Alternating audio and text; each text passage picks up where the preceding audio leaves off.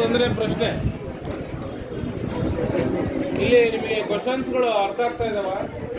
ಅಲ್ಲಿ ಹೇಳೋ ಆನ್ಸರ್ ಅರ್ಥ ಆಗ್ತಾ ಇದೆಯಾ? ಅಥವಾ ಅದಕ್ಕೆ ಸಂಬಂಧಪಟ್ಟದ್ದು ಏನಾರ ಥಿಯರಿ ಹೇಳ್ಬೇಕಾ? ಇನ್ನೊಂಚೂರು ಯಾವ್ದು ಹೇಳ್ಬೇಕು? ಒಬ್ರು ಮಾತಾಡೋದು ಫಾರ್ಮುಲಾಸ್ ಲೀಸ್ಟ್ ಕೊಡ್ಬೇಕಾ? ಫಾರ್ಮುಲಾಸ್ ಲೀಸ್ಟ್ ಕೊಟ್ಬಿಟ್ಟು ಗೊತ್ತಾಗುತ್ತೆ ನಿಮಗೆ? ಕೊಟ್ಬಿಡ ಎಲೆಕ್ಟ್ರಿಕ್ ಫೀಲ್ಡ್ ಅಂತ ಗೊತ್ತಲ್ಲಪ್ಪ. ಫಸ್ಟ್ ಅಂಡ್ ಪ್ರೈಮರಿ ಫಾರ್ಮುಲಾ ಇದು ಆಯ್ತಾ? ಎರಡನೇ ಫಾರ್ಮುಲಾ ಏನು? 1/4πε0 Q/r². ಇದು ಎರಡನೇ ಫಾರ್ಮುಲಾ. ಇದು ಯಾವಾಗ ಉಪಯೋಗಿಸ್ತೀವಿ? Point charge. ಇನ್ನ ಎಲೆಕ್ಟ್ರಿಕ್ ಫೀಲ್ಡ್ಗೆ ಫ್ಲಕ್ಸ್ ಬೈ ಏರಿಯಾ ಅಂತ ಕೂಡ ಉಪಯೋಗಿಸ್ತೀವಿ. ಇದೇನಾದರೂ ಸರ್ಕ್ಯುಲರ್ ಆರ್ಬಿಟ್ ಆಗಿದೆ, ಸರ್ಕ್ಯುಲರ್ ಪ್ಲೇಟ್ ಆಗಿದ್ರೆ ಅದನ್ನ ನಾವು πr², ಏರಿಯಾನ πr² ಅಂತ. ಸ್ಕ್ವೇರ್ ಪ್ಲೇಟ್ ಆಗಿದ್ರೆ ಲೆಂತ್ ಇಂಟು ಬ್ರೆಡ್ತ್ ಅಂತ L² ಯೂಸ್ ಮಾಡ್ತೀವಿ. ಗೊತ್ತಾಯ್ತಾ? This is electric field calculation. ಈಗ ಎಲೆಕ್ಟ್ರಿಕ್ ಫೀಲ್ಡ್ ನಲ್ಲಿ ಮೂವ್ ಆಗ್ತಾ ಇರುವಂತ ಒಂದು ಎಲೆಕ್ಟ್ರಾನ್ ಇದೆ. ಆಕ್ಸಲರೇಷನ್ ಏನಾಗಿರುತ್ತೆ ಅಂತ ಕೇಳಿದ್ರೆ ಫೋರ್ಸ್ ಬೈ ಮಾಸ್ ಯೂಸ್ ಮಾಡ್ತೀವಿ. ಫೋರ್ಸ್ ಅಂದ್ರೆ E ಬೈ m, ಅಥವಾ in general it is EQ/m. ಇದು ಗೊತ್ತಲ್ಲ? ಇನ್ನು ಪ್ರೊಜೆಕ್ಟೈಲ್ ಮೋಷನ್ ಗೆ ಸಂಬಂಧಪಟ್ಟ ಫಾರ್ಮುಲಾಗಳು ಗೊತ್ತಲ್ಲಪ್ಪ ನಿಮಗೆ? ನಾನು ಬೇರೆಯವ್ರ ತರ ಮಾಡ್ತಾ ಹೋಗಲ್ಲ. ನಾನೇನ್ ಮಾಡ್ತಾ ಹೋಗ್ತೀನಿ ಅಂದ್ರೆ ಕ್ಲಾಸಲ್ಲಿ ಕ್ವಶನ್ಸ್ ಹೇಳ್ತಾನೆ ಥಿಯರಿ ಹೇಳ್ತಾ ಹೋಗ್ತೀನಿ. That is my style actually. ನಿಮಗೆ ಸ್ವಲ್ಪ ಆರ್ಡ್ ಅನ್ನಿಸ್ಬೋದು ಅಷ್ಟೇ. ಮೊದಲೇ ಫಾರ್ಮುಲಾದೆಲ್ಲ ಲಿಸ್ಟ್ ಕೊಟ್ಟು ಆಮೇಲೆ ಮಾಡ್ತಾ ಹೋಗಲ್ಲ ನಾನು, ಆಯ್ತಾ? ಅದು ನಿಮಗೆ ಮರ್ತು ಹೋಗ್ಬೋದು. ಆ ಕ್ವಶನ್ನಿಗೆ ಕರೆಕ್ಟಾಗಿ ಆ ಫಾರ್ಮುಲಾ ನೆನಪಾಯ್ತು ಅಂದ್ರೆ ಕನೆಕ್ಟ್ ಆಗುತ್ತೆ ಬೇಗ. It's what I found useful. Okay, ಹಾಗಾಗಿ ಈಗ y is equal to ut plus half at². ಇದನ್ನ ಯಾವಾಗ ಯೂಸ್ ಮಾಡ್ತೀವಿ ಅಂದ್ರೆ when the electron is falling towards the electric field. ಅಂದ್ರೆ ಎಲೆಕ್ಟ್ರಿಕ್ ಫೀಲ್ಡ್ ಅಲ್ಲಿ ಎಲೆಕ್ಟ್ರಾನ್ ಈ ತರ ಮೂವ್ ಆಗುತ್ತಲ್ಲ, ತನ್ನ ಪಾತ್ ನಿಂದ ಎಷ್ಟು ಡಿವಿಯೇಟ್ ಆಯ್ತು ಅಂತ ನಾವು ಕೇಳ್ತೀವಲ್ಲ. ಸೊ ಹಿಂಗೆ ಸ್ಟ್ರೈಟ್ ಹೋಗ್ಬೇಕಾಗಿದ್ದ ಎಲೆಕ್ಟ್ರಾನ್ ಎಷ್ಟು ಡಿವಿಯೇಟ್ ಆಯ್ತು ಅಂತ ಕೇಳ್ತಾರೆ. So if they ask for that and if they are asking X Axis movement, suppose ಯಾಕಂದ್ರೆ ಒಂದು ಪ್ರೊಜೆಕ್ಟೈಲ್ ಅಂತ ಹೇಳಿದ್ರೆ ಗ್ರಾವಿಟೇಷನಲ್ ಫೋರ್ಸ್ ಕೆಳಗಡೆ ಜಗ್ತಾ ಇರುತ್ತೆ. Projectile has two types of motions, x motion and y motion. ಕರೆಕ್ಟಾ? Y motion is generalised by this formula and x motion is generalised by uxt ಅಥವಾ u cos θ into t. ಇದು ನಾವು ಆ problem ಬಂದಾಗ ನೋಡೋಣ. ಸುಮ್ಮನೆ ನೀವು ಕನೆಕ್ಷನ್ ಇಲ್ದೇನೆ ಹೇಳ್ತಾ ಹೋದ್ರೆ ಅರ್ಥ ಆಗಲ್ಲ ನಿಮಗೆ. ಆ ಪ್ರಾಬ್ಲಮ್ ಬರುತ್ತಲ್ಲ, ಎಲೆಕ್ಟ್ರಿಕ್ ಫೀಲ್ಡ್ ಅಲ್ಲಿ ಎಲೆಕ್ಟ್ರಾನ್ ಮೂವ್ ಆಗ್ತಿರುತ್ತೆ, ಅದನ್ನ ಹೇಗೆ ನಾವು ಪ್ರೊಜೆಕ್ಟೈಲ್ ಅಂತ ಅರ್ಥ ಮಾಡ್ಕೊಳ್ಬೇಕು. ಪ್ರೊಜೆಕ್ಟೈಲ್ ಅಂತ ಅದನ್ನ ಒಂದ್ಸರಿ ಅರ್ಥ ಮಾಡ್ಕೊಂಡ್ಮೇಲೆ ಯಾವ ಫಾರ್ಮುಲಾನ ಹೇಗೆ ಅಪ್ಲೈ ಮಾಡಬೇಕು ಅದು ಗೊತ್ತಾಗ್ತಾ ಹೋದ್ರೆ ಇಟ್ ವಿಲ್ ಬಿ ಗುಡ್. ಗೊತ್ತಾಯ್ತಾ? ಆ ಥರದ್ದು ಮಾಡಿದ್ದೀವಿ ಅನ್ಸತ್ತಲ್ಲ ನಾವು, ಒಂದೆರಡು ಮೂರು ಮಾಡಿದ್ವಲ್ಲ ಪ್ರೊಜೆಕ್ಟೈಲ್ ಮೋಷನ್ ಇಂದ. ಮರ್ತಿದ್ದೀರಾ? ಮಾಡಲಿಲ್ವಾ? ಮಾಡಿದೀವಲ್ಲ. ಇನ್ನು ಅದು ಬಿಟ್ರೆ ಈ ಎಲೆಕ್ಟ್ರಿಕ್ ಫೀಲ್ಡ್ ಕಾನ್ಸೆಪ್ಟ್ ಅಲ್ಲಿ ಹೇಳ್ಕೊಳ್ಳೋಂಥ ಪ್ರಾಬ್ಲಮ್ಸ್ಗಳು ಇನ್ನು ಫಾರ್ಮುಲಾಗಳು ಯಾವುದು ಬಂದಿಲ್ಲ. ನೆಕ್ಸ್ಟ್ ಗೌಸ್ ಲಾ ಎಲ್ಲ ಬರುತ್ತಲ್ಲ ಅವಾಗ ಬರುತ್ತೆ. ಎಲೆಕ್ಟ್ರಿಕ್ ಡೈಪೋಲ್ ಇಂದ ಬರುತ್ತಲ್ಲ ಅವಾಗ ಬರುತ್ತೆ. ನಿಮಗೆ ಹ್ಯಾಂಡ್ಫುಲ್ ಆಫ್ ಫಾರ್ಮುಲಾಸ್ ಅಷ್ಟೇ ನಿಮ್ಗೆ ಇಲ್ಲಿ ಬೇಕಾಗಿರೋದು. ನಿಮಗೆ ಕೀ ಕಾನ್ಸೆಪ್ಟ್ ಅನ್ನು ಅರ್ಥ ಮಾಡ್ಕೊಳ್ಳೋಕೆ ಬೇಕಾಗಿರುವಂಥ ಕೆಲವು ಹ್ಯಾಂಡ್ಫುಲ್ ಫಾರ್ಮುಲಾಗಳು. ಅರ್ಥ ಆಯ್ತಾ? ಅದನ್ನು ಅಲ್ಲಲ್ಲೇ ಅರ್ಥ ಮಾಡ್ಕೊಳ್ತಾ ಹೋಗೋಣ. ಓಕೆನಾ? The magnitude of electric field intensity at a point in space is equal to electric field intensity at a point in space. ಒಂದು ಪಾಯಿಂಟ್ ಪಿ ಇದೆ, ಇಲ್ಲಿ ಎಲೆಕ್ಟ್ರಿಕ್ ಫೀಲ್ಡ್ ಇಂಟೆನ್ಸಿಟಿ ಯಾರ್ಯಾರ ಮೇಲೆ ಡಿಪೆಂಡ್ ಆಗಿರುತ್ತೆ ಅಂತ ಕೇಳ್ತಾರೆ. Product of potential difference and charge ಅಂತ ಹೇಳ್ತಾರೆ. ಸರಿನಪ್ಪ ಇದು? ಸರಿನಾ?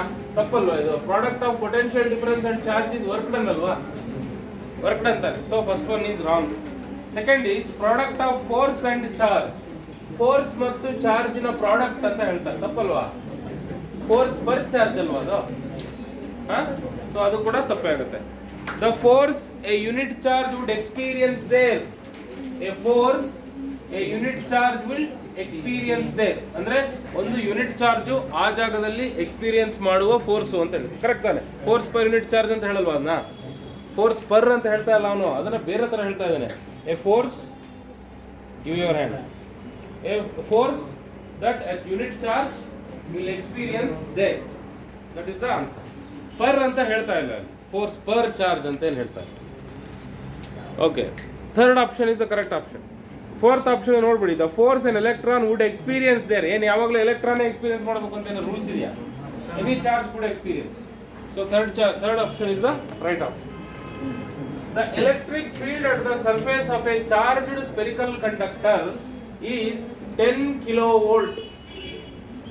ಒಂದು ಸ್ಪೆರಿಕಲ್ ಕಂಡಕ್ಟರ್ ಇದೆ, ಇದು ಮೇಲೆಲ್ಲ ಚಾರ್ಜಸ್ ಕೂತ್ಕೊಂಡಿದ್ದಾವೆ. ಇದರ ಸರ್ಫೇಸ್ ಮೇಲೆ ಏನು ಎಲೆಕ್ಟ್ರಿಕ್ ಫೀಲ್ಡ್ ಇರುತ್ತೆ, ಇದು ಆಕ್ಚುಲಿ ಗೌಸ್ ಲಾ ಆದ್ಮೇಲೆ ಹೇಳ್ಬೇಕು ನಾವು ಇದನ್ನ.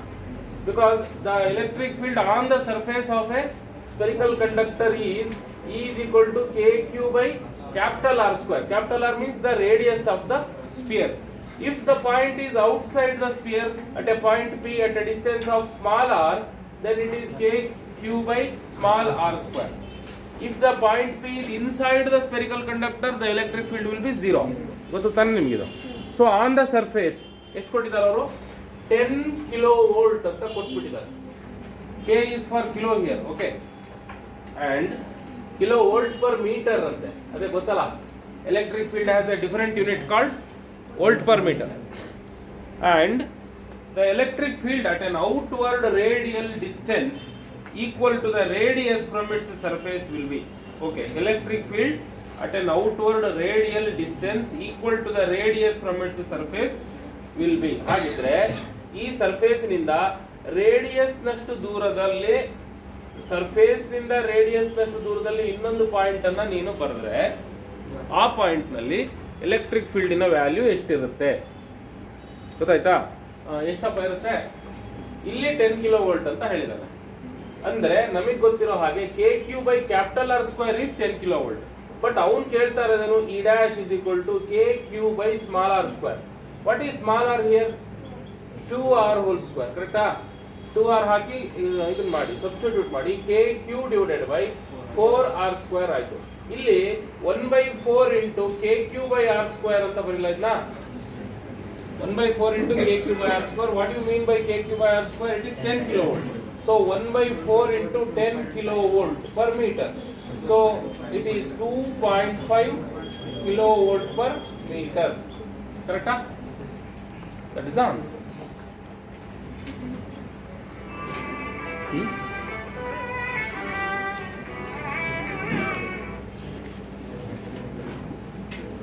Two particles having equal charges but masses are in the ratio 1:2. There are two particles whose charges are equal. Q1 is equal to Q2. Q1 is equal to Q2, but their masses are not same. M1 by M2 is equal to how much? 1/2. So 1:2. ಅಂದ್ರೆ M2 is 2 times M1 ಅಂತ ಅರ್ಥ ಅಲ್ಲಿ. ಹಾಗಿದ್ರೆ are placed in an uniform electric field E. ಅವೆರಡನ್ನು ಒಂದು uniform electric field ಅಲ್ಲಿ ಇಟ್ಟುಬಿಟ್ಟಿದ್ದೀವಿ. Different ಒಂಥರ proton electron ಇದ್ದಂಗೆ, ಚಾರ್ಜ್ ಒಂದೇ, ಮಾಸ್ ಮಾತ್ರ ಬೇರೆ ಬೇರೆ. Okay, and allowed to move simultaneously. ಅವೆರಡನ್ನು ಬಿಟ್ಟಿದ್ದೀವಿ. ಅವು ರಿಪೆಲ್ ಆಗ್ತಾವ, ಅಟ್ರಾಕ್ಟ್ ಆಗ್ತಾವ, ಅದು ಬೇರೆ ವಿಷಯ. They are allowed to move simultaneously. The ratio of their kinetic energies at any instant will be how much. ಹಾಗಿದ್ರೆ ಅವುಗಳ kinetic energy at any instant ನೀವು ನೋಡೋದಾದ್ರೆ ಎಷ್ಟಿರುತ್ತೆ ಅಂತ ಕೇಳ್ತಾರೆ. So what we have to do? Charges are same, ಹಾಗಿದ್ರೆ forces R ಸೇಮಾ? ಕರೆಕ್ಟಾ? So kinetic energies ನೋಡ್ಬೇಕು ನಾವು. ಕೈನೆಟಿಕ್ ಎನರ್ಜೀಸ್ ನೋಡ್ಬೇಕು ಅಂದ್ರೆ ಇವ್ರಿಬ್ರದ್ದು ವೆಲಾಸಿಟಿ ತಾನೇ ಗೊತ್ತಿರ್ಬೇಕು ನಮಗೆ. We need to know it the velocities. Velocities ಹೆಂಗ್ ಕ್ಯಾಲ್ಕುಲೇಟ್ ಮಾಡ್ತೀರಾ? ಕೈನೆಟಿಕ್ ಎನರ್ಜಿಗೆ ಒಂದು ಫಾರ್ಮುಲಾ ಇದೆ, ಗೊತ್ತಿದೆಯಾ ಇದು ನಿಮಗೆ? Half m square. Okay, that is one thing. ಇನ್ನೊಂದಕ್ಕೆ p²/2m ಅಂತ ಇದೆ. p²/2m ಗೊತ್ತಿದೆಯಾ? p² means momentum, mv whole square, p²/2m. ಈ ಈಕ್ವೇಶನ್ ಅನ್ನ ಯೂಸ್ ಮಾಡಕ್ ಬರುತ್ತಾ? ಇದನ್ನ ಯೂಸ್ ಮಾಡ್ಕೊಂಡು ಏನಾದ್ರು ಮಾಡ್ಬೋದಾ? ಬಟ್ ಅದೆಲ್ಲದಕ್ಕೂ ನಮ್ಗೆ ಏನ್ ಗೊತ್ತಿರ್ಬೇಕು ಹೇಳಿ? ವೆಲಾಸಿಟಿ ಗೊತ್ತಿರ್ಬೇಕು. ಯಾಕೆಂದ್ರೆ ಮೊಮೆಂಟಮ್ ಗೊತ್ತಿರ್ಬೇಕು ಅಂದ್ರೆ ವೆಲಾಸಿಟಿ ಗೊತ್ತಿರ್ಬೇಕು. ಫೋರ್ಸ್ ಈಕ್ವಲ್ ಇದ್ರೆ ಮೊಮೆಂಟಮ್ ಈಕ್ವಲ್ ಇರುತ್ತಾ? That's my question. If forces are equal, then are the momentum will also be equal? Excuse me, class ಅಲ್ಲಿ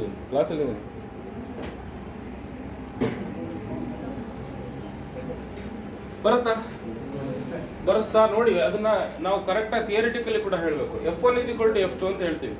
F1 ಅಂದ್ರೆ ಏನು ಆಕ್ಚುಲಿ? dmv/dt ಅಲ್ವಾ? dmv/dt, dmv/dt.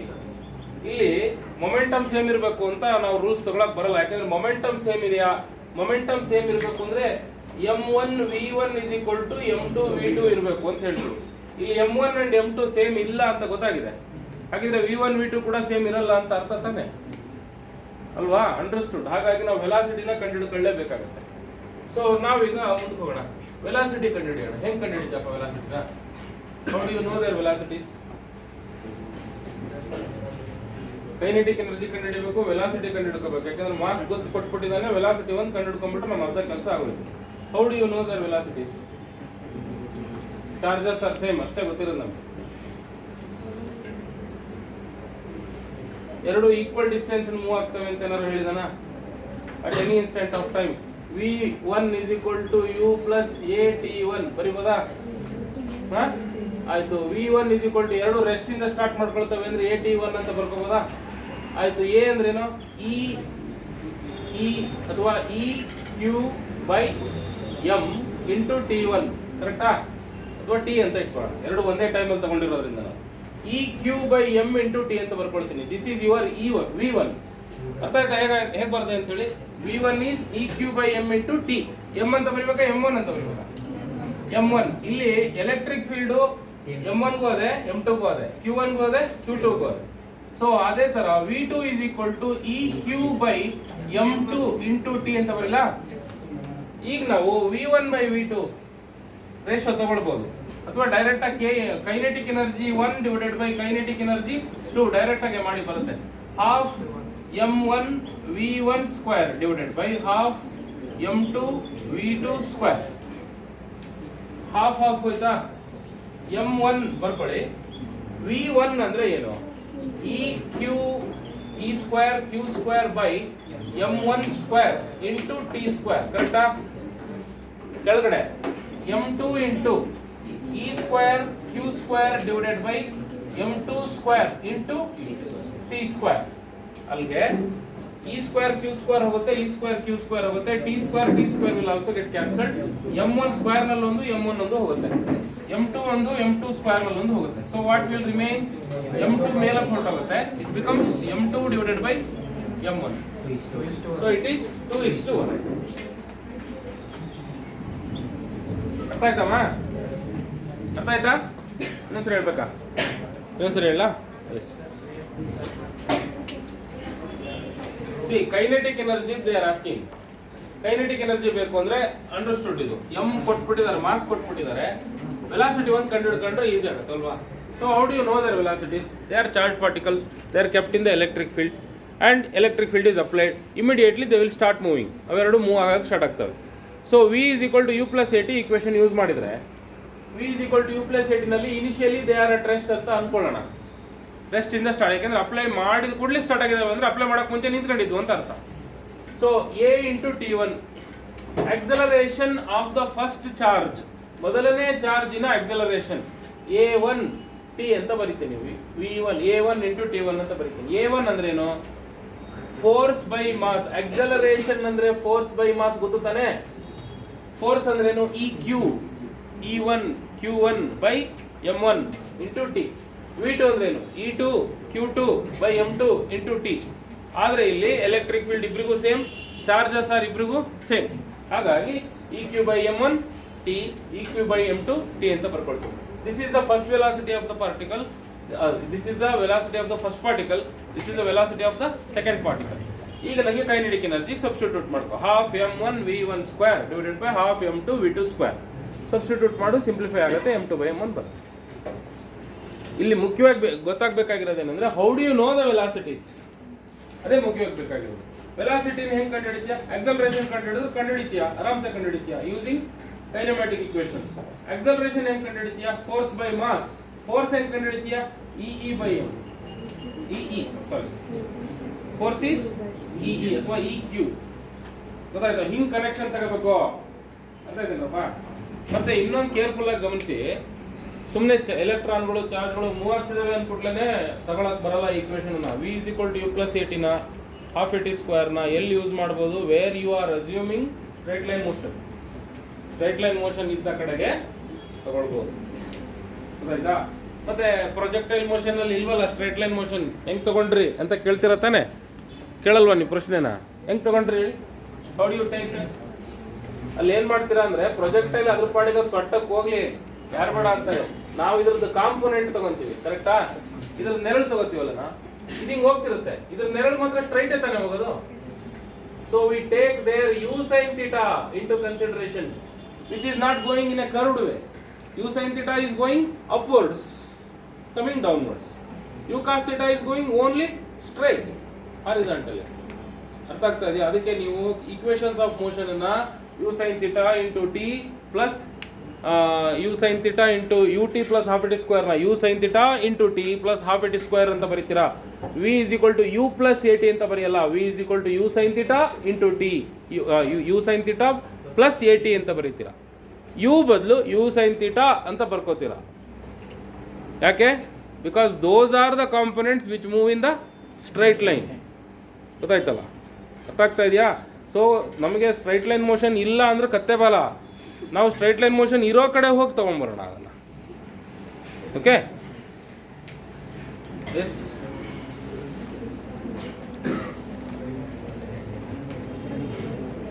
The electric field between two parallel plates carrying opposite charges is in the upward direction.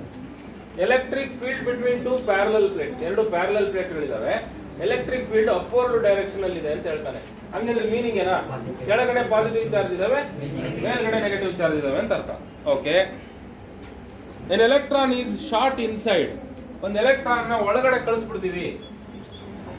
Okay, it is coming inside, ಬರ್ತಾ ಇದೆ ಒಳಗೆ. ಏನಮ್ಮ ಕಾಣಿಸ್ತಿಲ್ವಮ್ಮ? Pen change ಮಾಡ್ಲಾ? ನೀ ಹಿಂದ್ಗಡೆ ಹೋಗ್ತೀಯ, ನೀ ಹಿಂದ್ಗಡೆ ಹೋಗೋದು ಕಾಣಿಸುತ್ತಾ? ನೀ ಕಾಣಲ್ವಾ? ನಿಂಗೆ ಕಾಣಿಸುತ್ತೆ, ಅವ್ನಿಗೆ ಕಾಣಿಸಲ್ಲ. Okay okay, short inside and parallel to the plates. Parallel to the plates, ಪ್ಲೇಟ್ಗಳಿಗೆ ಪ್ಯಾರಲಲ್ ಆಗಿ ಅದನ್ನ ಶಾರ್ಟ್ ಮಾಡಿದ್ದಾರೆ. If the deflection from the original direction will be along. ಇದರ ಡಿಫ್ಲೆಕ್ಷನ್ ಒರಿಜಿನಲ್ ಡೈರೆಕ್ಷನ್ ಇಂದ ಯಾವ ರೀತಿಯಲ್ಲಿರುತ್ತೆ? ಮಾರ್ಕರ್ ಚೇಂಜ್ ಮಾಡಲಾ? ಇದು ಬರೆಯತ್ತಾ ಇಲ್ವಾ? ಬರೆಯತ್ತಾ ಇದು?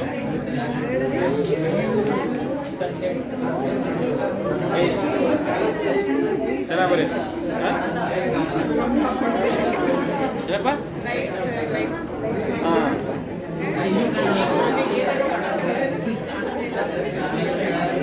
ನಾನು ಕಂಡ್ರೆ ಸಾಕು, ನಾನು ಹೇಳ್ತಾ ಇರೋದು ಕೇಳಿಸ್ಕೊಂಡ್ರೆ ಸಾಕು.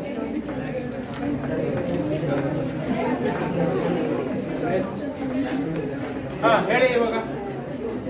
ಈ ಎಲೆಕ್ಟ್ರಾನ್ ಮೋಷನ್ ಯಾವ ತರ ಇರುತ್ತೆ ಅಂತ? ಸರ್ಕ್ಯುಲರ್ ಆಗಿರುತ್ತಾ, ಪ್ಯಾರಾಬೋಲಿಕ್ ಆಗಿರುತ್ತಾ? ಪ್ಯಾರಾಬೋಲಿಕ್ ಆಗಿರುತ್ತೆ, ಇನ್ನೇನು ವಿಶೇಷ ಏನಿಲ್ಲ. Parabola, upwards, circular. ಏನಪ್ಪ? ಹಾ, ಕೆಳಗೆ ಬರುತ್ತೆ, ಹಿಂಗೆ ಮೇಲ್ ಹೋಗಲ್ಲ. ಪ್ಯಾರಾಬೋಲಿಕ್ ಆಗಿ ಡೌನ್ವರ್ಡ್ಸ್ ಬರುತ್ತೆ. ಏನಾಯ್ತು ಓಡಾಪಣ್ಣ? ಏನಮ್ಮ? ಆಯ್ತು.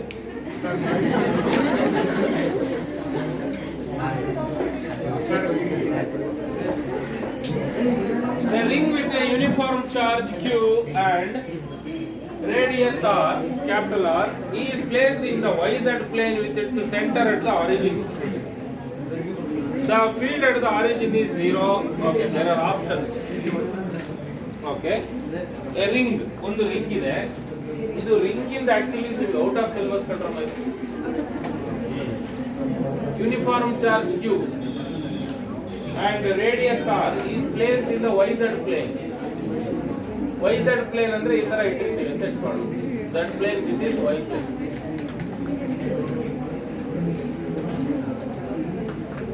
It is center at the origin and the field at the origin is 0.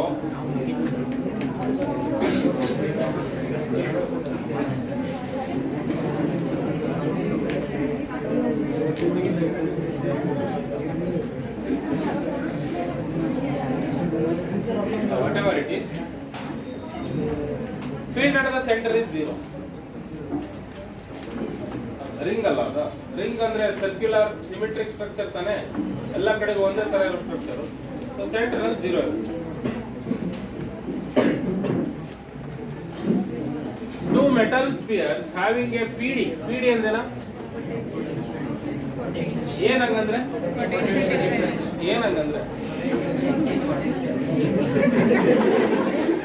Potential difference ಅಂದ್ರೆ ಇದು ಸ್ವಲ್ಪ ಇಲ್ಲಿ ಬೇಕಾಗಿರೋದ್ರಿಂದ ಹೇಳ್ತಾ ಇದ್ದೀನಿ, ಮತ್ತೆ ಮುಂದಿನ ಚಾಪ್ಟರ್ಗೆ ಬರೋದಿಲ್ಲ. ಈಗ ಒಂದು ಕ್ಯೂ ಅನ್ನೋ ಚಾರ್ಜ್ ಇನ್ಫಿನಿಟಿಯಿಂದ ಎಳ್ಕೊಂಡ್ಬರ್ತಿದ್ಯಾ, ಇಲ್ಲಿ ತನಕ ತರಬೇಕು, ಪಾಯಿಂಟ್ ಎ ತನಕ ತರಬೇಕು. ನಿಂಗೆ ಎಷ್ಟು ವರ್ಕ್ ಆಯ್ತು ಅಂತ ನಾನು ಕ್ಯಾಲ್ಕುಲೇಟ್ ಮಾಡಕ್ ಹೇಳ್ತೇನೆ. How much of work done ಅಂತ ಕೇಳ್ತೇನೆ. ವರ್ಕ್ ಕ್ಯಾಲ್ಕುಲೇಟ್ ಮಾಡಕ್ ಏನ್ ಮಾಡ್ತೀರಪ್ಪ ಎಲ್ರು? Force into displacement. ಬಿಡಪ್ಪ, ಫೋರ್ಸ್ ಹೆಂಗ ಕ್ಯಾಲ್ಕುಲೇಟ್ ಮಾಡ್ಬೋದು? KQ/r² ಮಾಡಿದ್ರೆ ಬಂದ್ಬಿಡುತ್ತೆ. ಡಿಸ್ಪ್ಲೇಸ್ಮೆಂಟ್ ತಗೊಳಕ್ ಹೋದ್ರೆ ಇನ್ಫಿನಿಟಿ ಆಗ್ಬಿಡ್ಲಿಲ್ವೇ? ಇನ್ಫಿನಿಟಿ ಆಗುತ್ತೆ. So the work done by you to bring any charge from infinity to this point a will be infinity. The work done to bring the same charge from infinity to the point B is also infinity. ಯಾಕೆಂದ್ರೆ first A ತನಕ ಬಂದಿದ್ದಕ್ಕೆ ತಗೊಂಡಿರೋ distance ಎಷ್ಟು? Infinity. ಇನ್ಫಿನಿಟಿಯಿಂದ B ತನಕ ಬರಕ್ಕೆ ಎಷ್ಟು distance ತಗೊಂಡೆ? Infinity plus 2 metres. It is again infinity. ಅದೊಂಥರ ಸಮುದ್ರ ಕೊಂಚ ನೀರು ಇದ್ರೆ ಸಮುದ್ರ ಜಾಸ್ತಿ ಆಯ್ತಾ? Infinity is infinity. Infinity cannot increase by adding a number. Infinity cannot decrease by decreasing a number. Taking out a number. ಅಲ್ವಾ? ಗೊತ್ತು ತಾನೆ? That is the concept of infinity. ಈಗ ಎರಡೂ ವರ್ಕ್ಗಳು ಇನ್ಫಿನಿಟಿ ಆಗೋಗ್ತವೆ, ಹೌದಾ ಅಲ್ವಾ? ಹಾಗಿದ್ರೆ ನೀನು ಪೊಟೆನ್ಷಿಯಲ್ ಡಿಫೈನ್ ಮಾಡ್ತೀಯಲ್ಲ, how do you define potential?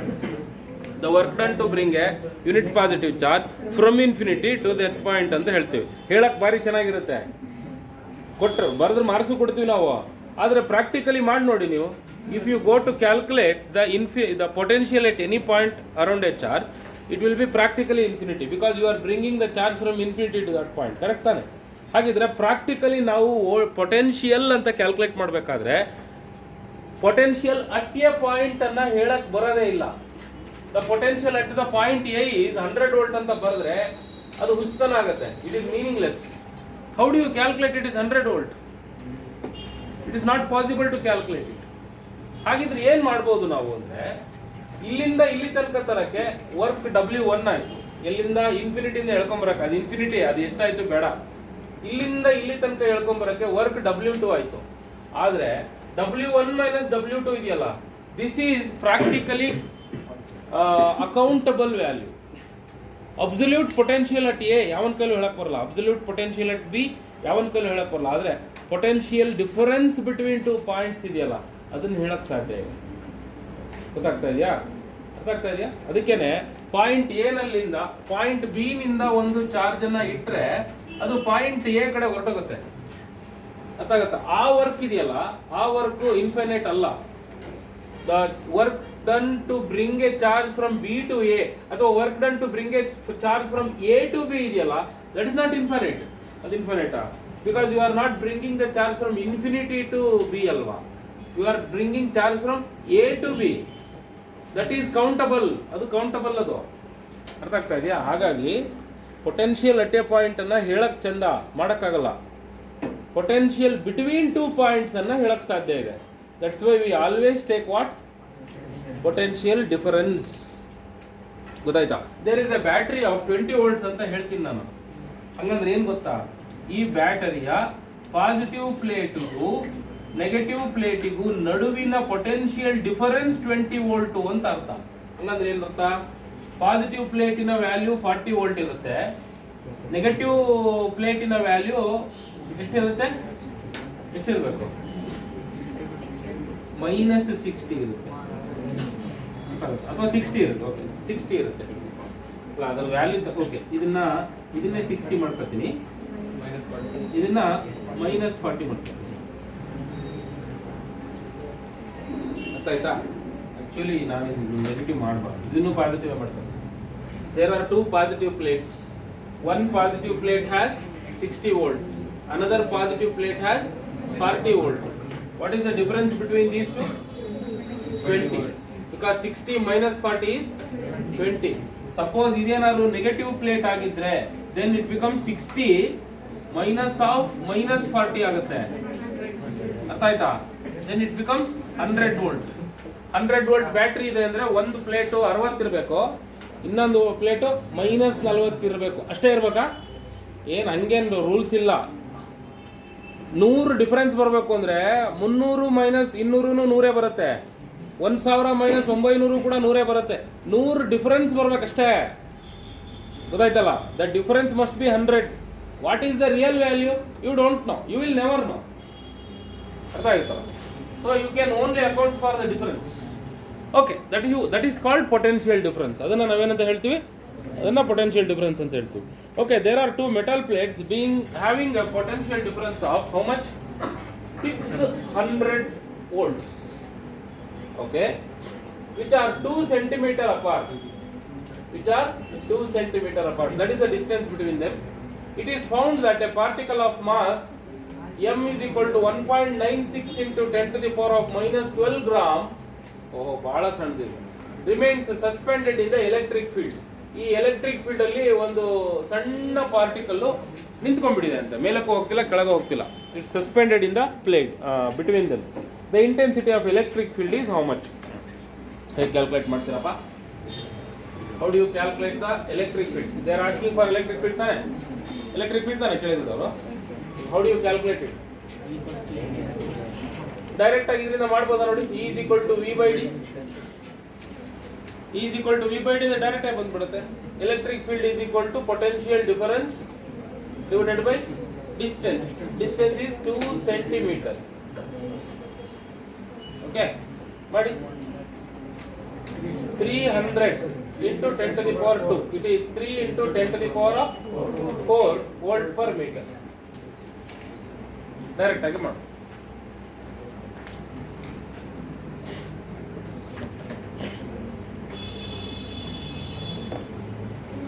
The electron, suppose ಇದನ್ನು ನಾನು ವೋಲ್ಟೇಜ್ ಕೊಡದೆ, ನಾನು ವೋಲ್ಟೇಜ್ ಎಲ್ಲ ಕೊಡೋದಿಲ್ಲ, ಡೈರೆಕ್ಟಾಗಿ ಈ ಥರದೊಂದು ಸಣ್ಣ ಪಾರ್ಟಿಕಲನ್ನು ಒಂದು 2 ಪ್ಲೇಟ್ ನಡುವೆ ನಿಲ್ಲಿಸ್ಬಿಟ್ಟಿದ್ದೀನಿ ಅಂತ ಹೇಳ್ತೀನಿ. ಅವಾಗ ಅದರದ್ದು ಎಲೆಕ್ಟ್ರಿಕ್ ಫೀಲ್ಡ್ ಕೇಳಿದ್ರೆ ಏನಂತ ಮಾಡ್ತೀರಾ? How do you calculate this? ಅದೇ 2 ಡಿಫರೆಂಟ್ ಕಾನ್ಸೆಪ್ಟ್ಸ್ನ ಕನೆಕ್ಟ್ ಮಾಡ್ಕೊಂಡು ಮಾಡ್ಬೇಕು ಅಂತ ಹೇಳ್ತಾ ಇದ್ವಲ್ಲ, ಯಾವ್ದು ಹೇಳಿ ಅದು? The gravitational field downwards, gravitational force mg is equal to electric force E. So F, ಕರೆಕ್ಟಾ? So what is F actually? mg is equal to EQ, correct? mg is equal to EQ.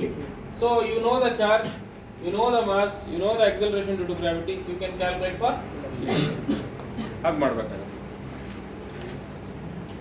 An electron moving with a speed of 5 into 10 to the power 6 meter per second. Is it possible? Yes, sir. That speed? Possible, sir. Possible, huh? Yes, sir. 5 into 10 to the power 6 meter per second is short parallel to the electric field of strength 1 into 10 to the power 3 Newton per coulomb. So there is a electron moving with the speed of 5 into 10 to the power of 6 meter per second, short parallel to the electric field, which is having a value of 10 to the power 3 Newton per coulomb, and arranged so as to retard its motion. See, electron ಹೆಂಗ್ ಬರ್ತಾ ಇದೆ ಅಂತ ಗೊತ್ತಾಯ್ತಾ? Electron is coming opposite to the field, ಕರೆಕ್ಟಾ? Electric field ಈ ತರ ಇದೆ ಅಂದ್ರೆ ಇಲ್ಲಿ ಪಾಸಿಟಿವ್ ಚಾರ್ಜ್ ಇದೆ ಅಂತ, ಇಲ್ಲಿ ನೆಗೆಟಿವ್ ಚಾರ್ಜ್ ಇದೆ. ಹಾಗಿದ್ರೆ ಎಲೆಕ್ಟ್ರಾನ್ ಹೆಂಗ್ ಬರ್ತಿರ್ಬೇಕು? ಹಿಂಗೆ ಬರ್ತಿರ್ಬೇಕಲ್ವಾ? ಯಾಕಂದ್ರೆ ಇಲ್ಲಿ ನಾವು negative charges, negative charge repel ಆಗಿ ರಿಟಾರ್ಡ್ ಆಗ್ಬೇಕು ತಾನೆ. ಸೊ ದ ಪಾಸಿಟಿವ್ ಚಾರ್ಜ್ ಆಗಿದ್ರೆ ಇದಕ್ಕೆ ಅಪೋಸಿಟ್ ಬರ್ತಿತ್ತು, ಆದ್ರೆ ಇದು ನೆಗೆಟಿವ್ ಚಾರ್ಜ್ ಆಗಿರೋದ್ರಿಂದ it is coming in the same direction. So it is coming as to retard its motion. How far the electron will travel in the field before coming momentarily to rest. ಹಾಗಿದ್ರೆ ಈ electron ಎಷ್ಟು ದೂರದವರೆಗೂ ಬಂದು ವಾಪಸ್ ಹೊರಟೋಗುತ್ತೆ ಅಂತ. ಯಾಕಂದ್ರೆ ಇಲ್ಲಿ ರೆಸ್ಟಿಗೆ ಬರುತ್ತದೆ, ಆಕ್ಚುಲಿ ರೆಸ್ಟಿಗೆ ಬರುತ್ತೆ. ರೆಸ್ಟಿಗೆ ಬಂತು ಅಂತ ನಿಂತ್ಕೊಳ್ಳಲ್ಲ, ನಾವು ಕಲ್ ಮೇಲೆ ಎಸ್ತ್ರೆ ನಿಂತ್ಕೊಂಡ್ಬಿಡುತ್ತೆ ಗಾಳಿಲಿ, ವಾಪಸ್ ಬರುತ್ತೆ ತಾನೆ. Momentarily it will go to rest. ಅದೇ ಥರ ಎಲೆಕ್ಟ್ರಾನ್ ಕೂಡ ನೆಗೆಟಿವ್ ಪ್ಲೇಟ್ ಹತ್ತಿರಕ್ಕೆ ಒಂದು ಸ್ವಲ್ಪ ದೂರ ತನಕ ಬಂದು ಅಲ್ಲಿಂದ ವಾಪಸ್ ಹೊರಟೋಗುತ್ತೆ. ಅವತ್ತು ಹೇಳಿದ್ನಲ್ಲ ನಿಮಗೆ. ಹೇಗೆ ಸಾಲ್ವ್ ಮಾಡ್ತೀರ ಅದನ್ನ? How do you calculate? So what they are giving you is the mass of the electron and they are asking you to calculate what is this distance. ಈ ಡಿಸ್ಟೆನ್ಸ್ ಎಷ್ಟು ಅಂತ ಕೇಳ್ತಾರೆ. ಅಂದರೆ ಅದು ಪ್ಲೇಟ್ ಹತ್ತಿರ ಹೋಗಿ ಎಷ್ಟು ದೂರ ತನಕ ಹೋಗಿ ವಾಪಸ್ ಬಂತು ಅಂತ. ಅರ್ಥ ಆಯ್ತಾ? ಏನು ಮಾಡ್ತೀರ ಇದನ್ನ? ಅದಕ್ಕೊಂದು ಹೇಳಿದ್ದೀನಿ ನಿಮಗೆ, ಆ್ಯಕ್ಚುಲಿ ನಿಮ್ಗೆ ಹೇಳಿದ್ದೀನಿ ಇದನ್ನು ಏನು ಮಾಡ್ಬೇಕು ಹೇಳಿ. ಅವಾಗ ಇಲ್ಲಿ ಕೈನೆಟಿಕ್ ಎನರ್ಜಿ ಆಫ್ ಎಲೆಕ್ಟ್ರಾನ್ ಕಡಿಮೆ ಆಗ್ತಾ ಇದೆ. Potential energy between electron and the plate increase ಆಗ್ತಾ ಇದೆ. ಯಾಕೆಂದ್ರೆ ಹತ್ರ ಬಂದಂಗೆ ಇನ್ಕ್ರೀಸ್ ಆಗಬೇಕಲ್ಲ. ಇನ್ಕ್ರೀಸ್ ಆಗ್ತಾ ಇದೆ. Potential energy is increasing, kinetic energy is decreasing. At a certain point, kinetic energy becomes zero.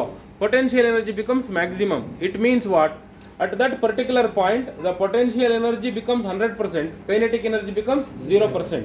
It means potential energy and kinetic energy become equal to each other at that particular point. ಯಾವುದೋ ಒಂದು particular ಪಾಯಿಂಟಲ್ಲಿ potential energy kinetic energy equal ಆಗುತ್ತೆ. ಇದೊಂಥರ ಹೆಂಗೆ ಅಂದರೆ, ಎದುರುಗಡೆ ಬರ್ತಾ ಇರೋವಂಥ ಕಾರ್ನ ತಡಿತಿದ್ಯಾ ನೀನು.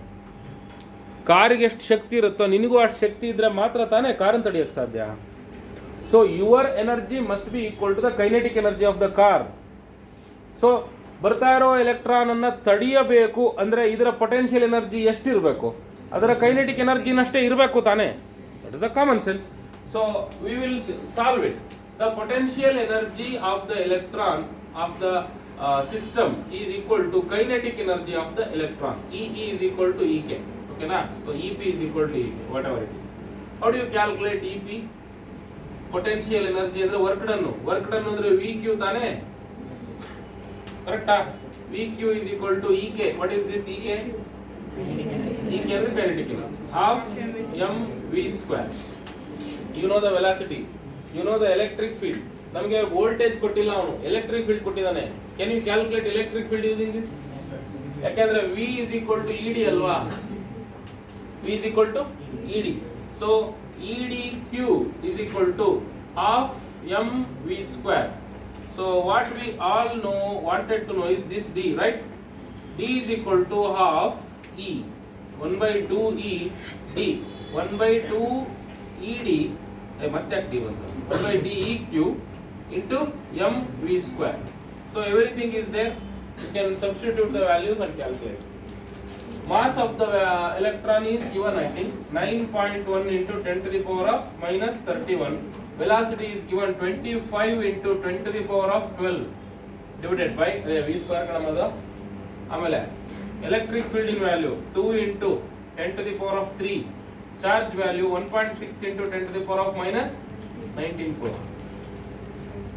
ಮಾಡ್ರ ಅದೇನು ಬರುತ್ತೆ ನಿಮಗೆ ಬಿಟ್ಟಿದ್ದೀನಿ, ನೀವೇ ಮಾಡ್ಕೊಳ್ಳಿ.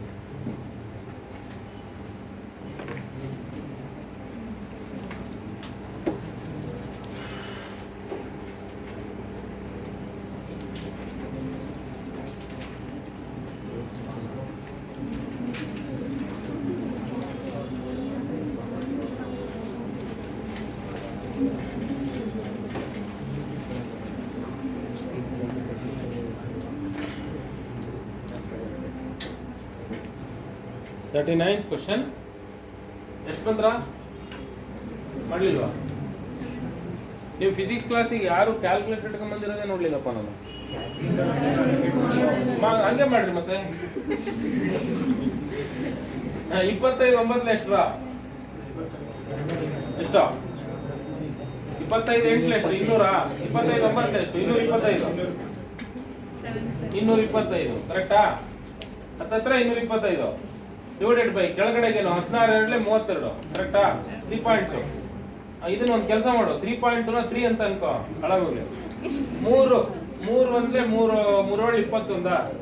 ಅಲ್ಲಿಗೆ ಅಪ್ರಾಕ್ಸಿಮೇಟ್ಲಿ 7 ಹತ್ತತ್ರ ಬರ್ತದೆ ಅಲ್ವಾ? ಅಪ್ರಾಕ್ಸಿಮೇಟ್ಲಿ 7 ಎಲ್ಲ 7 ಕೊಟ್ಬಿಟ್ಟೇನ? ಅದು ಸೆಂಟಿಮೀಟರ್ ಬರುತ್ತಾ ಮೀಟರ್ ಬರುತ್ತಾ ನೋಡೋಣ. ಅದ್ಕೆ ಇಲ್ಲಿ ತಂತ ಕೆಲಸ ಮುಗಿತು. 10 to the power 3, 10 to the power minus 10, 10 to the power minus 16. ಮೇಲಕ್ಕೆ ಹೋದ್ರೆ ಪ್ಲಸ್ 16. 16 12 38 ಅಲ್ಲ 28. 28 31ರಲ್ಲಿ 28 ಕಳಿ ಎಷ್ಟಾಯ್ತು? 30 ಮೈನಸ್ 31. 11ರಲ್ಲಿ 8 ಹೋದ್ರೆ 3 0 3 ಬಂತ. 10 to the power of minus 3. 7 into 10 to the power of minus 3. 7 millimeter minus 0.7 centimetre ಅಂತ ಇದೆ ನೋಡಿ. That is the answer. 7 millimetre ಬರುತ್ತೆ. 7 ಮಿಲಿಮೀಟರ್ ಕೊಟ್ಟಿಲ್ಲ ಅವ. 7 ಸೆಂಟಿಮೀಟರ್ ಬರುತ್ತಾ? ಓಕೆ.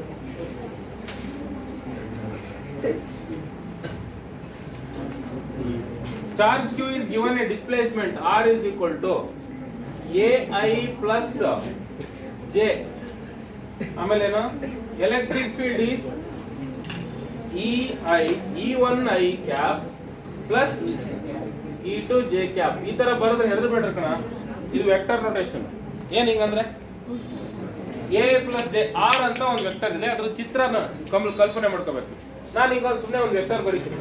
ಎ ಅಂತ ಒಂದು ವೆಕ್ಟರ್ ಇದ್ರೆ 3i + 4j ಅಂತ ಅದ್ರ ಹೆಸರು, ದಟ್ ಈಸ್ ಇಟ್ಸ್ ರೆಪ್ರೆಸೆಂಟೇಷನ್. ನಾನು ಒಂದು ವೆಕ್ಟರ್ ಚಿತ್ರ ಬರೀತೀನಿ.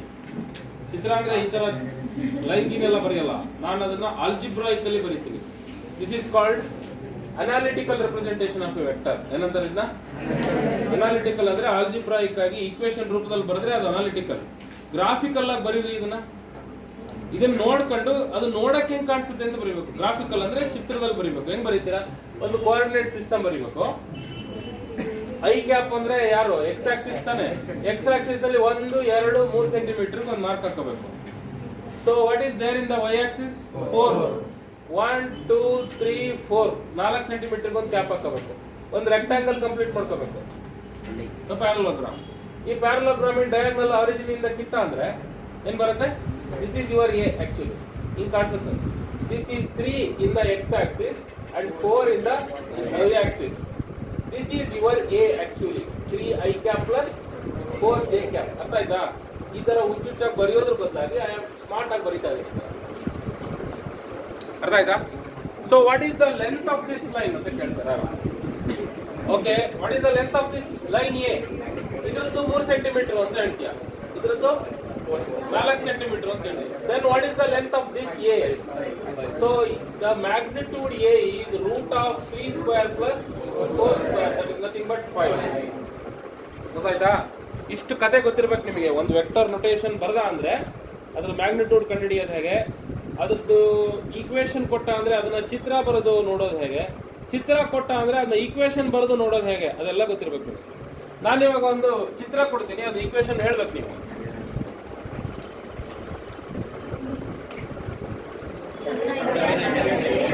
7i ಕ್ಯಾಪ್ ಪ್ಲಸ್ ಓಕೆನಾ?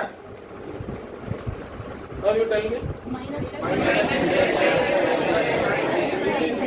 6i cap plus 5j cap. ಅರ್ಥ ಆಯ್ತಾ? ಇವಾಗ r ಅಂತ ಕೊಟ್ಟಿದ್ದಾನೆ, E1 E2 ಅಂತ ಕೊಟ್ಟಿದ್ದಾನೆ. So what is his demand? The work done is, ಇದು ಆಕ್ಚುಲಿ ನೆಕ್ಸ್ಟ್ ಸೆಕ್ಷನ್ಗೆ ಹೋಗ್ಬೇಕಾಗಿರೋದು, ಪೊಟೆನ್ಷಿಯಲ್ನ ಚಾಪ್ಟರ್ಗೆ ಹೋಗ್ಬೇಕಾಗಿರೋದು. ಇರ್ಲಿ, ಕ್ಷಮಿಸೋಣ. ವರ್ಕ್ ಡನ್ ಅಂದ್ರೆ ಏನು? ವರ್ಕ್ ಡನ್ ಅಂದ್ರೆ ಏನಪ್ಪ?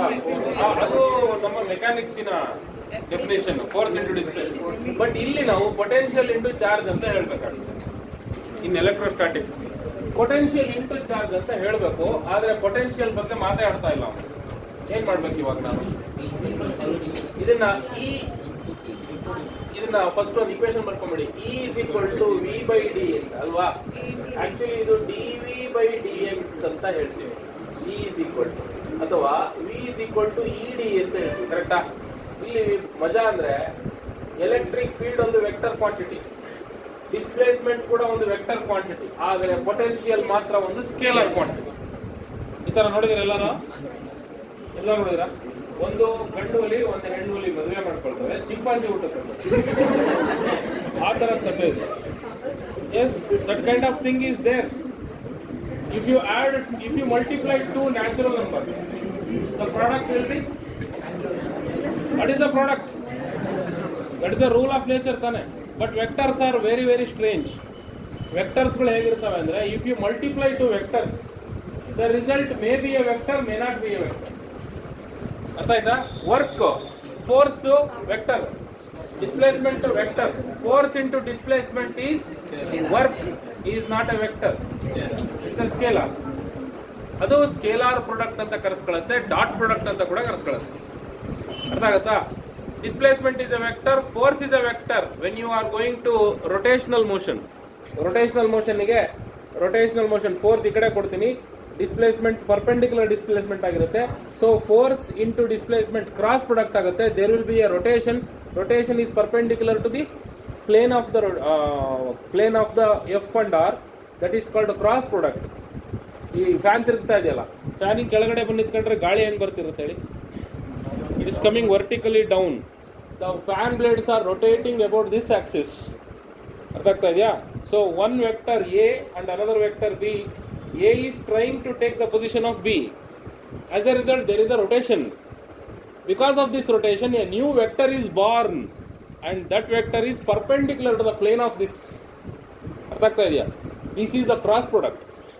Here there is a vector product is happening. ಇಲ್ಲೊಂದು ವೆಕ್ಟರ್ ಪ್ರಾಡಕ್ಟ್ ಆಗ್ತಾ ಇದೆ ನಿಮ್ಮ ಕಣ್ಣೆದುರುಗಡೆ. ಅರ್ಥ ಆಗ್ತಾ ಇದೆಯಾ? ಅದೇ ನಾನು ಇದನ್ನ ಹಿಡಿದು ಸ್ಟ್ಯಾಂಡನ್ನು ದರ ಹೇಳ್ಕೊಂಡ್ಬರ್ತೀನಿ. Force is a vector quantity, displacement is a vector quantity, but my work is a scalar quantity. ಯಾಕೆ ಅಂದರೆ ನಾನು 2 ಸೆಂಟಿಮೀಟರ್ ಹಿಂಗೆ ಹೇಳಿದ್ರು ಅಷ್ಟೇ ವರ್ಕು, 2 ಸೆಂಟಿಮೀಟರ್ ಹಂಗೆ ಹೇಳಿದ್ರು ಅಷ್ಟೇ ವರ್ಕು, 2 ಸೆಂಟಿಮೀಟರ್ ಹಿಂಗೆ ಹೇಳಿದ್ರು ಅಷ್ಟೇ ವರ್ಕು, 2 ಸೆಂಟಿಮೀಟರ್ ಹಿಂಗೆ ಹೇಳಿದ್ರು ಅಷ್ಟೇ work. It does not depend upon direction. ಅರ್ಥ ಆಗ್ತಾ ಇದೆಯಾ? ಎಸ್. ನಾವು ಪೊಟೆನ್ಷಿಯಲ್ ಕ್ಯಾಲ್ಕುಲೇಟ್ ಮಾಡಬೇಕು ಅಂದರೆ ಇ ಡಾಟ್ ಡಿ ಮಾಡಬೇಕು. What is E dot D? E D cos ಥೀಟಾನ, ಇ ಡಿ ಸೈನ್ ಥೀಟಾನ? Potential difference, the scalar product between two vectors A dot B is AB cos theta, right? Do you know the angle between them? This angle ಏನು ಅಂತ ಹೇಳಿ? You don't know the angle. ಇದಕ್ಕೆ angle ಗೊತ್ತಿದ್ರೆ ED cos theta ಮಾಡಬೇಕು. Angle ಗೊತ್ತಿಲ್ಲ ಅಂದ್ರೆ ಹೇಗೆ ಮಾಡಬೇಕು? ಅದಕ್ಕೊಂದು ರೂಲ್ ಇದೆ. E dot D ಬರ್ಕೊಳ್ಳೋಣ, ಇಂಟು Q ಅಂತ ಬರ್ಕೊಳ್ಳೋಣ. ಇನ್ನ ಫಸ್ಟ್ ವೆಕ್ಟರ್ E ಬರ್ಕೋತೀನಿ. E1 I cap plus E2 J cap. ಇದು ಒಂದು ವೆಕ್ಟರ್ ತಾನೆ, ಇದು E vector. Dot D vector ಬರ್ಕೋತೀನಿ. A I cap plus 1 into J cap ಅಂತ ಅರ್ಥ. ಇವೆಲ್ಲದರ ಹೊರಗಡೆ ಏನಿದೆ? ಕ್ಯೂ ಇದೆ. ಡಾಟ್ ಪ್ರಾಡಕ್ಟ್ ಅನ್ನ ಕಂಡುಹಿಡಿಬೇಕು ಅಂದ್ರೆ ಆಂಗಲ್ಲೇ ಗೊತ್ತಿರಬೇಕು ಅಂತ ಏನೂ ರೂಲ್ ಇಲ್ಲ.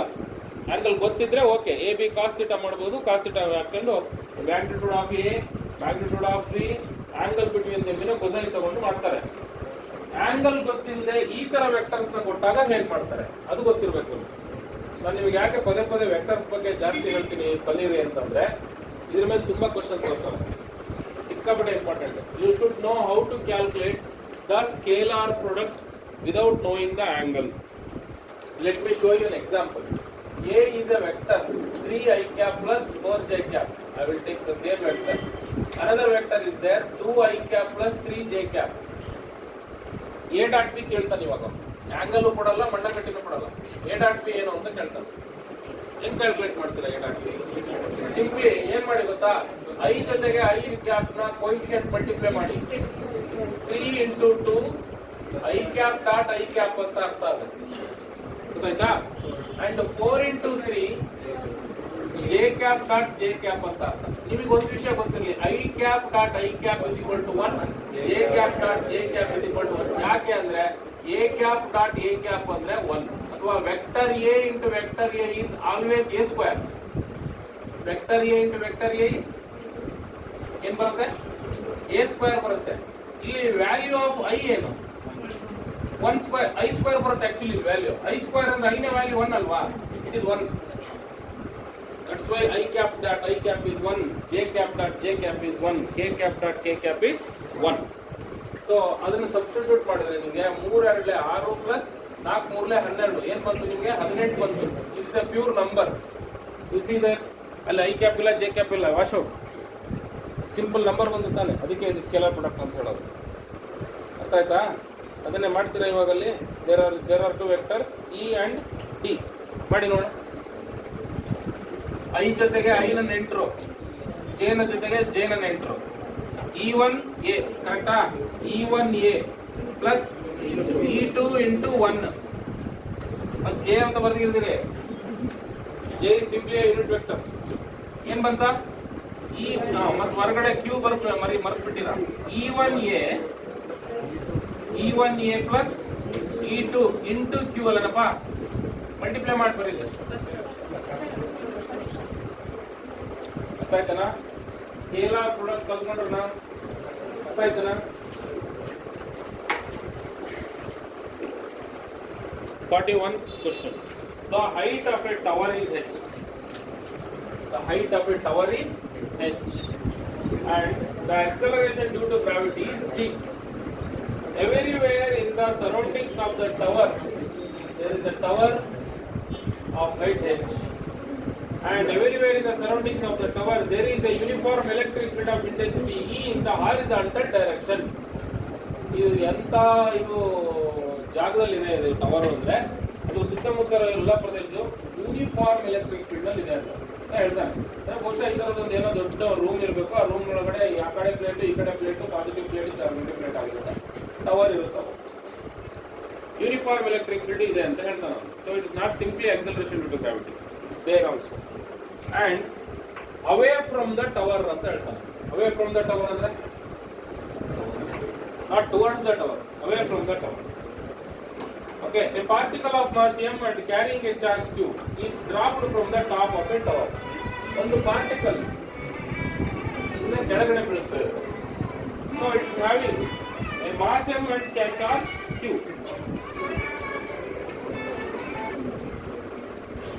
The distance of the particle when it reaches the ground from the foot of the tower is, okay, ಇದನ್ನ ಬೀಳಿಸಿದ್ರೆ ಅದು ಈಗ ಬಂದು ಬೀಳುತ್ತಲ್ಲ, ಫೂಟ್ ಆಫ್ ದ ಟವರ್ ನಿಂದ ಅದು ಎಷ್ಟು ದೂರಕ್ಕೆ ಬಂದು ಬೀಳುತ್ತೆ ಅಂತ ಕೇಳಿ. Range they are asking. ಏನೆಲ್ಲ ಕ್ಯಾಲ್ಕುಲೇಟ್ ಮಾಡೋದು ಹೇಳಿ ಬಂದು ಏನ್ ಮಾಡ್ತೀವಿ? ಫಸ್ಟ್ ಏನ್ ಕೆಲಸ ನೋಡ್ತೀವಿ? First you determine the height of the tower. First ಏನ್ ಮಾಡಿ ಹೈಟ್ ಆಫ್ ದ ಟವರ್ ಕಂಡು ಹಿಡ್ಕೊಳ್ಳಿ. ಹೈಟ್ ಆಫ್ ದ ಟವರ್ ಕಂಡು ಹಿಡ್ಕೊಳ್ಳೋಕೆ ಏನಪ್ಪ formula? UI into T plus half into A into T square. ಓಕೆನಾ? ಬಿಗಿನಿಂಗ್ ಯು ಸೊನ್ನೆ ಬಿಟ್ಟು ತಗೊಂಡ್ಬಿಡೋಣ. ಅಲ್ಲಿಗೆ h is equal to half AT square. ಕರೆಕ್ಟಾ? ಎ ಗೊತ್ತಾ ನಿಮಗೆ? ಎಕ್ಸಲರೇಷನ್ ಗೊತ್ತಾ? ಗೊತ್ತು ಮಾಡ್ಕೋಬೋದಲ್ಲ. What is acceleration here? ಜಿನಾ? ಜಿ ಮಾತ್ರನಾ? ಜಿ ಮಾತ್ರನಾ ಇಲ್ಲಿ? See, the electron is coming, the charged particle is coming perpendicular to the field ಅಲ್ವಾ? ಅವಾಗ ಹೆಂಗ್ ಕ್ಯಾಲ್ಕುಲೇಟ್ ಮಾಡ್ತಾರೆ ಎಕ್ಸಲರೇಷನ್? ಹೆಂಗ್ ಕ್ಯಾಲ್ಕುಲೇಟ್ ಮಾಡ್ತಾರಪ್ಪ? Half AT square first time calculate ಮಾಡೋಣ. ಎಷ್ಟು ಟೈಮ್ ತಗೊಳತ್ತೆ ಅದು ಕೆಳಗೆ ಅಂತೇಳಿ. Time is 2h/a. ಅದೊಂದು ಕಡೆ ಇಟ್ಕೊಳ್ರ. ಓಕೆನಾ? ಇನ್ನು ಡಿಸ್ಪ್ಲೇಸ್ಮೆಂಟ್ ಎಕ್ಸ್ ಕ್ಯಾಲ್ಕುಲೇಟ್ ಮಾಡಬೇಕು ಅಂದ್ರೆ ux ಇಂಟು ಟಿ. ಕರೆಕ್ಟಾ? x is equal to ux into T. ಕರೆಕ್ಟಾ? ux ಅಂದ್ರೆ ಏನು? Horizontal velocity. Horizontal velocity. How do you calculate the horizontal velocity? Horizontal ವೆಲಾಸಿಟಿನ ಹೆಂಗೆ ಕಂಡುಹಿಡಿತೀರಾ? ಯಾವ ಥರ ಕಂಡುಹಿಡಿತೀವಿ? ಇಲ್ಲೇನಾರ ಹಿಂಟ್ಸ್ ಕೊಟ್ಟಿದ್ದೇನೆ ಅಂದ್ರೆ neglect the effect of air on the motion of the particle. Okay, air particle ಮೇಲೆ ಇದಕ್ಕೆ ಏನು ಇಲ್ಲ ಅಂತ ಅನ್ಕೊಳ್ಳಿ. ಅನ್ಕೊಳ್ಳಿ ಏರ್ ಫ್ರಿಕ್ಷನ್ ಇಲ್ಲ ಅಂತ ಅನ್ಕೊಳ್ಳಿ ಅಂತ ಹೇಳಿ. ಆಯ್ತು, ux ಅನ್ನ ux ಅಂತ ಹಾಗೆ ಇಟ್ಕೊಳ್ಳೋಣ. ಟಿ ಜಾಗದಲ್ಲಿ 2h/a ಅಂತ ಬರ್ಕೊಳ್ಳೋಣ. ಎಕ್ಸಲರೇಷನ್ ಜಾಗದಲ್ಲಿ ಈ ಏನಪ್ಪ ಅದು EQ/m ಅಲ್ಲ, EQ/m. ಆಕ್ಚುಲಿ EQ/m ಮಾತ್ರ ಅಲ್ಲ, ಅಲ್ಲಿ ದೇರ್ ಆರ್ ಟೂ ಎಕ್ಸಲರೇಷನ್ಸ್ ಹಿಯರ್. ಎರಡು ಥರದ ಎಕ್ಸಲರೇಷನ್ಸ್ ಇದ್ದಾವೆ. So actually A is g² plus ಇದನ್ನ AE ಅಂತ ತಗೋತೀನಿ. AE² ಆಗುತ್ತೆ ಅಂತ ಹೇಳ್ಬೇಕಾದ್ರೆ g² ಪ್ಲಸ್ E²Q²/m² ಆಗುತ್ತೆ. This is your acceleration. ಮತ್ತು ಅದು square root of square root. ಇಲ್ಲಿ ಆನ್ಸರ್ ಏನು ಅಷ್ಟೇನು ಕಾಂಪ್ಲಿಕೇಟೆಡ್ ಆಗಿ ಇಲ್ಲ ಕಾಣಲ್ಲ. He has taken only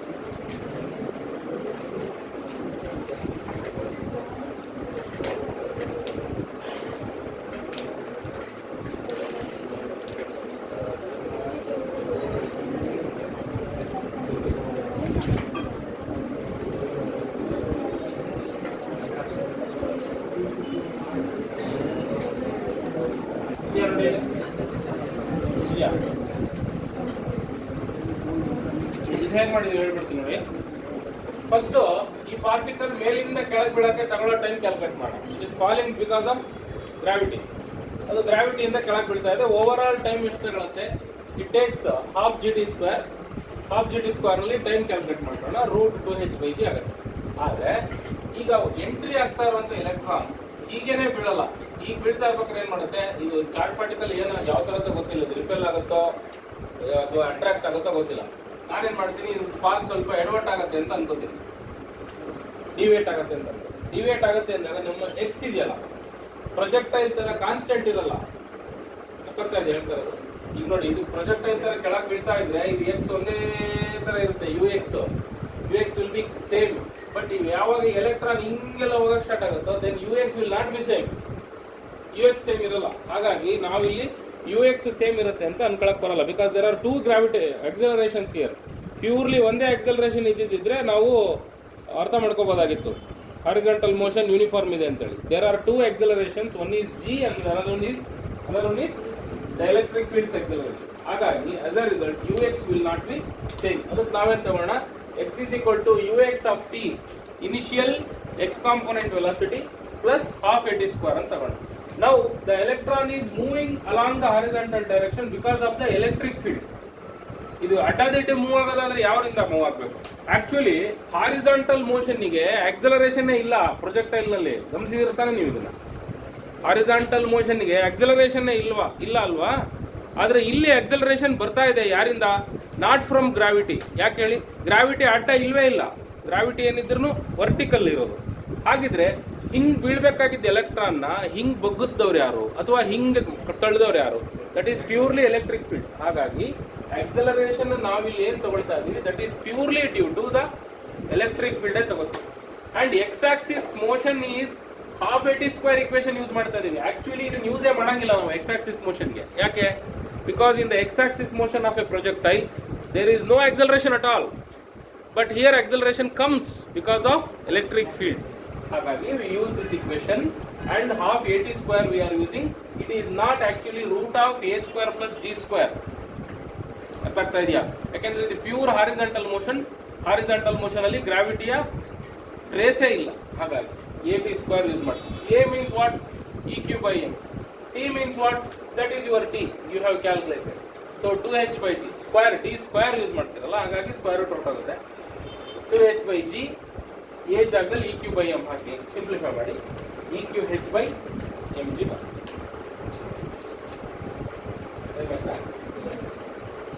page ಮುಗಿತಲ್ಲ?